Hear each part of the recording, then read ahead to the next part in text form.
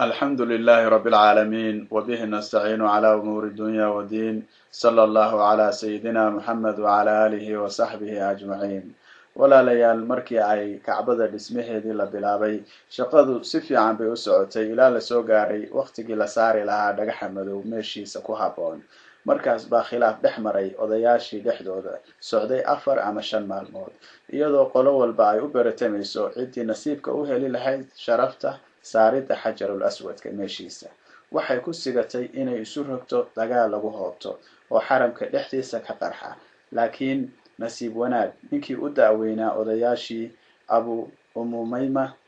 bin al-Mughira al-Makhsumi baa u soo bandhigay dadkii inay garsoore kala saara ka dhigtaan qofka koowaad ee irida masjidka ka soo gala waxaana alla qadaray in qofkaasi rasuulka alle sallallahu alayhi wasallam noqdo markii ay arkeen bayna hal mar dadkii oo idil ku wada dhawaaqeen aaminkii baa yimi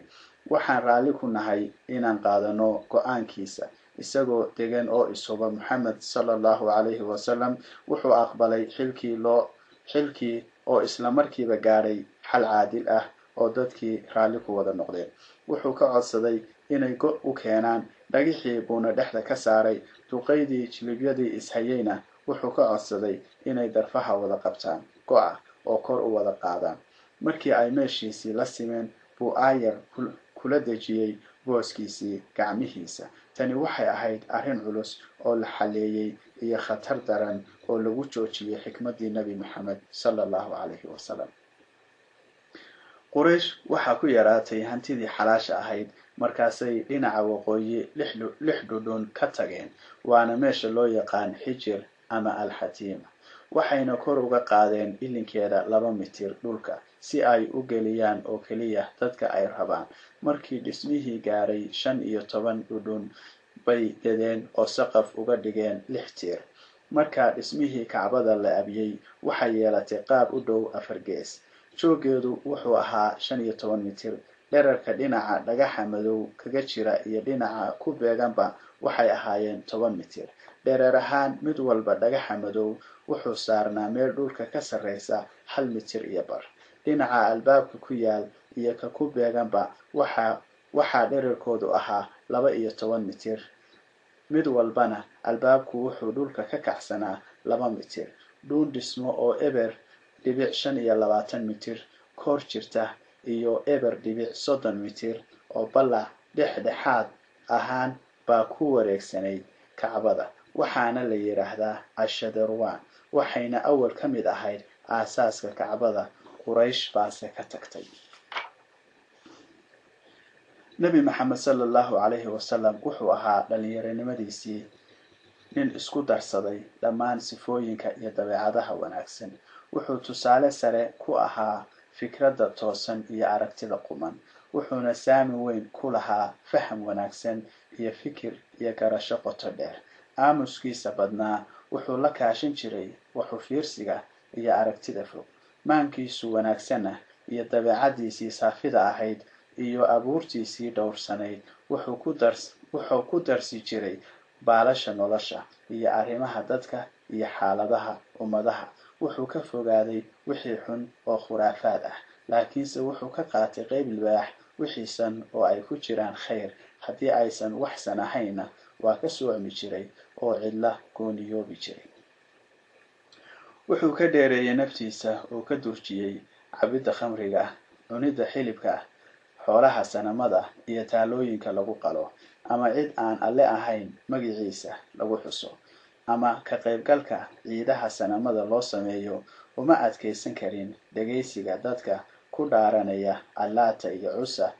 qadarta alle waxaan shaki ku jirin inay ka ilaalinaysay wixii anshax iyo dhaqan xumo ah oo dhan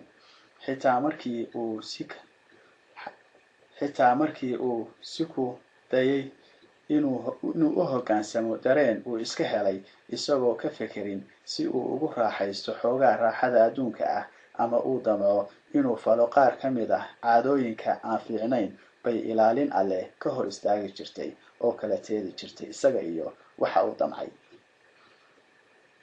ibn al-Athir wuxuu wariyay in rasuulka alle Muhammad sallallahu alayhi wasallam yiri waligay kuma hamin inaan falo wixii ay sameyn jireen dadka jaahiliga ahi 2 jeer ma ahe midood kastana alle baa iga hor istaagay mar dambena kuma hamiyin mar waxaan u sheegay wiil ari ila jiray inuu ii sii fiiriyo arigayga aniguna aan joogo meel ka koraysa Maka waxaan doonay inaan u tego Maka oo u soo caweeyo sida dhalinyarada u caweeyaan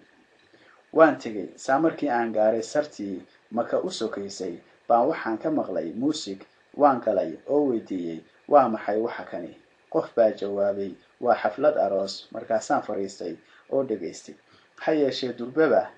ku baxay suurin hurdo culus waxaan ku kacay kulaylka cadceeda markaas baan u laabtay saaxiibkay ari jirka ahaa oo uga warramay wixii qabsaday mar dambena xumaan kuma aanan hamin al-Bukhari wuxuu ka wariyay Jaabir bin Abdullah inuu yiri markii ay dadku ay dib dhisida ku sameeyeen Kacbada Rasuulka sallallahu alayhi wa sallam waxay israaceen adeerkii Abbas si ay u soo guuraan xoogaa dhagaxyo ah Abbas wuxuu yiri saaro hoos guntigaada qoorta oo iska xiji dhagxaanta saamarkii uu yeelay sida nabigu sallallahu alayhi wa sallam wuxuu ku dilaamay dhulka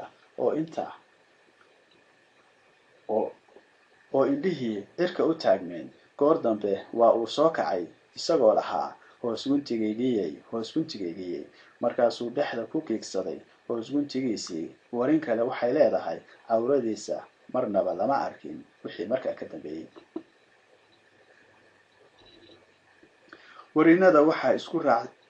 isku raacaan marka ay tilmaamayaan dhalinyaronimadii nabi maxamed sallallahu alayhi wa sallam inuu ku tilmaanaa abuur iyo dabeecad wanaagsan iyo xishood iyo afkaabni isaga baatulkii u dadnimo wanaagsanaa oo u akhlaaq samaa oo u darisnimo wanaagsanaa oo u dulqaad badnaa oo u run sheegid badnaa oo u dhowrsoonaan badnaa oo u dabeecad dabacsanaa oo u khayr badnaa oo u camal wanaagsanaa oo u ballanoofin badnaa oo u amaano dhowris ogaa waxay dadku ugu yeeri jireen aamin